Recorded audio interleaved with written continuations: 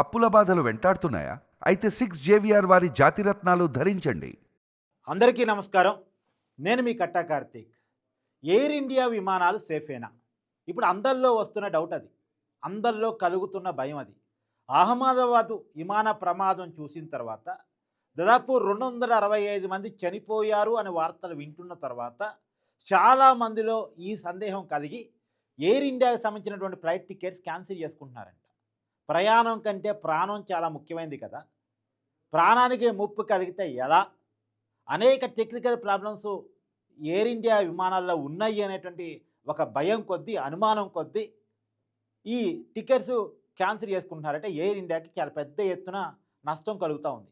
నిన్న అహ్మదాబాద్లో జరిగినటువంటి ప్రమాదం 265 మందిని చంపడం మాత్రమే కాదు, ఎయిర్ ఇండియా బిజినెస్ను కూడా చాలా పెద్ద ఎత్తున దెబ్బతీస్తూ ఉంది. ఇప్పటికే జరిగిన ప్రమాదం మీద ఎయిర్ ఇండియా సంస్థని మెయింటైన్ చేస్తున్నటువంటి టాటా గ్రూప్ స్పందించింది.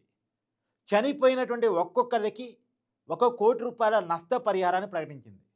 ఒక అంచనాగా 265 మంది చనిపోయితే, ఎందుకంటే ఇంకా ప్రమాదం మృతుల సంఖ్య పెరిగే అవకాశం ఉందని వార్తలు వస్తున్నాయి కాబట్టి 290 వరకు ఉండొచ్చని అంచనాలు వెలువడుతున్నాయి కాబట్టి ఇప్పటి వరకు ఉన్న 265 మందే నిజం అనుకుంటే ఆ 265 మందికి కూడా ₹1,00,00,000 చొప్పున ₹265,00,00,000 నష్టపరిహారాన్ని టాటా గ్రూప్ చెల్లించబోతా ఉన్నట్టు వార్తలు వస్తాయి. అయితే నిజానికి ఎయిర్ ఇండియా ఎయిర్లైన్స్ నడుపుతున్నటువంటి ఈ బోయింగ్ విమానం యొక్క ఖరీదు దాదాపు 1000 కోట్ల నుంచి 1400 కోట్లు. 1000 కోట్ల నుంచి 1400 కోట్లు ఖర్చు అవుతుందట దీన్ని కొనడానికి. ఇది బోయింగ్ విమానం. ఈ బోయింగ్ విమానాల మీద అనేక అనుమానాలు ఇప్పటి నుంచి కాదు, 2009లో మ్యానుఫ్యాక్చరింగ్ చేయబడ్డాయి.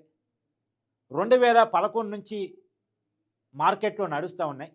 అప్పటి నుంచి కూడా అనేక కంప్లైంట్స్ ఉన్నాయి. ఈ బోయింగ్ విమానాల తయారీలో పాల్గొన్న ఇంజనీర్ కూడా బయటకు వచ్చి ఇంటర్నేషనల్ మీడియాకి అనేక ఇంటర్వ్యూలు ఇచ్చాడు. ఈ బోయింగ్ విమానాల్లో అనేక లోపాలు ఉన్నాయి, టెక్నికల్ లోపాలు ఉన్నాయి, ఈ దీంట్లో సరైన టెక్నాలజీ వాడబడలేదు అని చెప్పేసి ఇంటర్వ్యూ ఇచ్చున్నాడు. తర్వాత అతన్ని మేనేజ్ చేశారో భయపెట్టారో మొత్తానికి ఆ వాయిస్ని పెద్ద ఎత్తున జనాల్లోకి పోకుండా చూశారు. గత దశాబ్దానికి పైగా నడుస్తున్నటువంటి ఈ బోయింగ్ విమానాల్లో అనేక సార్లు అనేక ప్రమాదాలు జరిగాయి. అమెరికాలో ఈ మధ్యకాలంలో ఈ బోయింగ్ విమానాలు నిజానికి మనం అనుకునేది ఏంది, టాటా గ్రూప్ ఎయిర్లైన్స్ నడుపుతుంది కాబట్టి ఎయిర్ ఇండియా ఎయిర్లైన్స్ ప్లెయిన్ కూడా టాటా గ్రూప్ ఏమో అని అనుకుంటాం. కాదు, ఎయిర్లైన్స్ ఫ్లైట్స్ వేరే కంపెనీ నుంచి కొనుగోలు చేస్తూ ఉంటాయి. ఇప్పుడు ఎగ్జాక్ట్గా టాటా మ్యానుఫ్యాక్చరింగ్ చాలా ఉన్నాయి. ఇప్పుడు కాళ్ళ తయారీలో టాటా ఉంది, తర్వాత ట్రక్కులు, లారీలు ఇవన్నీ టాటా తయారు చేస్తూ ఉంటుంది. మనం టాటా మ్యానుఫ్యాక్చరింగ్ ప్రొడక్ట్స్ ఏవైతే ఉన్నాయో అవి చాలా క్వాలిటీగా ఉంటాయి, చాలా స్ట్రాంగ్గా ఉంటాయని మనం అనుకుంటూ ఉంటాం. కానీ ఇది టాటా గ్రూప్ తయారు చేసింది కాదు. టాటా గ్రూప్ నడుపుతున్న ఎయిర్లైన్స్ ఈ బోయింగ్ విమానాన్ని నడుపుతుంది అంతే. ఈ బోయింగ్ విమానం అనేటువంటిది దేశంలో కాదు ప్రపంచంలోనే అనేక ఎయిర్లైన్స్ సంస్థలు వాడుతున్నటువంటి విమానం. అమెరికా వాడుతుంది. అమెరికా నుంచి ఆఫ్ఘనిస్తాన్ వరకు, అంటే అగ్రదేశం నుంచి చిన్న దేశం వరకు ఈ ఎయిర్లైన్స్ సంబంధించి అనేక ఎయిర్లైన్స్ ఈ బోయింగ్ విమానాలు వాడుతూ ఉన్నాయి. గతంలో బోయింగ్ 737 అనేటువంటి విమానం మన దేశానికి సంబంధించింది కాదు, కానీ వేరే ఎయిర్లైన్స్ సంబంధించినటువంటి విమానం సముద్రంలో పడిపోయి 151 మంది చనిపోయారట. సముద్రంలో పడిపోయి 151 మంది చనిపోయారు. ఈ బోయింగ్ విమానాలు ప్రమాదానికి గురికావడం కొత్త కాదట. ఇప్పుడు టాటా మెయింటైన్ చేస్తున్నటువంటి ఎయిర్ ఇండియా ఎయిర్లైన్స్ ఇప్పుడు ఈ బోయింగ్ డ్రీమ్ లైన్ 787 విమానాన్ని నడుపుతూ ఉంది. ఈ పర్టికులర్ విమానం కూడా గత సంవత్సర కాలంలో 2 టైమ్స్ టెక్నికల్ ప్రాబ్లం ఎదుర్కొందంట.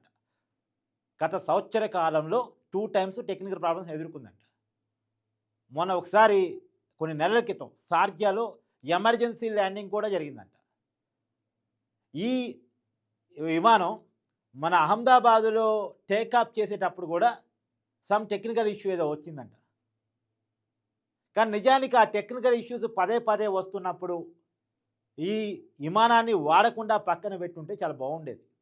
చాలామంది ప్రాణాలు కోల్పోకుండా ఉండేవాళ్ళు, ఇంత నష్టం జరగకుండా ఉండుండేది. ఇప్పుడు ఈ నష్టం యొక్క ప్రభావం మొత్తం సంస్థ యొక్క బిజినెస్ మీద పడుతూ ఉంది. కొన్ని ₹100,00,00,000 నష్టం వచ్చే అవకాశం ఉంది. నిన్న ఒక వీడియో వైరల్ అవుతూ ఉంది. ఇదే ప్లైన్లో వేరే ఒక ప్రయాణికుడు ఢిల్లీ నుంచి అహ్మదాబాద్ వచ్చాడు. కనీసం స్క్రీన్ కూడా సరిగా పనిచేయట్లేదు, ఏసీ రావట్లేదు అని ఒక వీడియో తీశాడు. ఈ ప్రపంచంలో అత్యంత worst airlines air India airlines అని ఒక అపవాదు ఉంది. అది నిజమే అనిపిస్తోంది ఇలా చూస్తే అని చెప్పేసి అతను చెప్తాడు. అదే ఆ వీడియో పెద్ద ఎత్తున వైరల్ అవుతా ఉంది.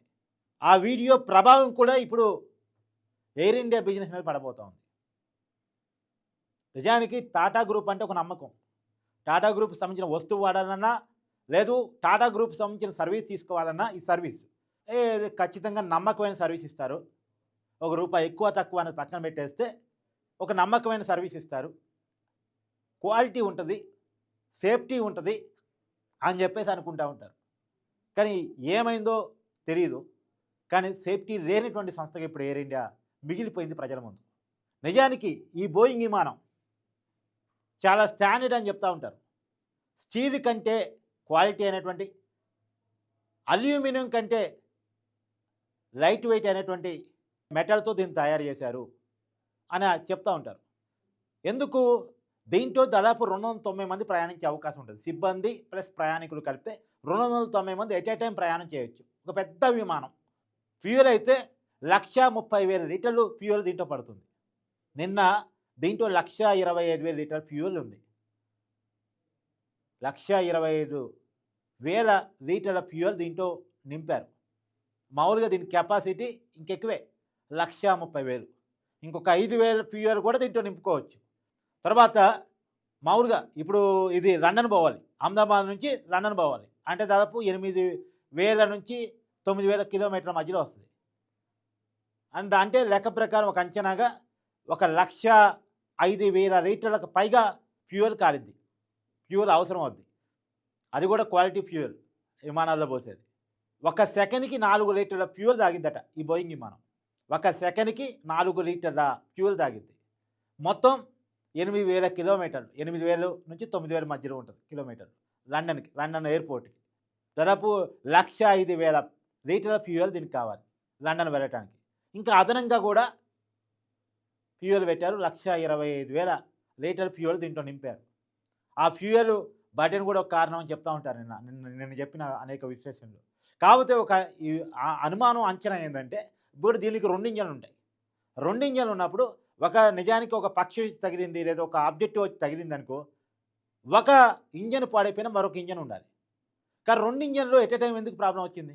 మొత్తం వ్యవస్థ అంతా ఎందుకు కుప్పకూలింది? అంటే దీంట్లో బేసిక్‌గా ఏదో టెక్నికల్ ప్రాబ్లమ్ ఉంది. ఈ విమానంలోనే ఏదో పెద్ద టెక్నికల్ ప్రాబ్లమ్ ఉంది. ఇప్పుడు అదే చర్చ వస్తూ ఉంది. అసలు ఈ ఒక్క విమానంలోనేనా? ఎయిర్ ఇండియా మెయింటైన్ చేసే అన్ని విమానాల్లో అదే ఉందా? ఎయిర్ ఇండియా సంస్థ నిర్వహణలోనే ప్రాబ్లమ్ ఉందా? అనేక కంప్లైంట్స్ వస్తున్నా ఎయిర్ ఇండియా పట్టించుకోవట్లేదా? ఈ పర్టిక్యులర్ విమానం సంవత్సరంలో 2 టైమ్స్ టెక్నికల్ ప్రాబ్లమ్స్ వస్తే ఎందుకు ఇదే విమానాన్ని నడుపుతా ఉంది? షార్జాలో ఎమర్జెన్సీ ల్యాండింగ్ అయితే ఎందుకు ఈ విమానాన్ని నడుపుతా ఉంది?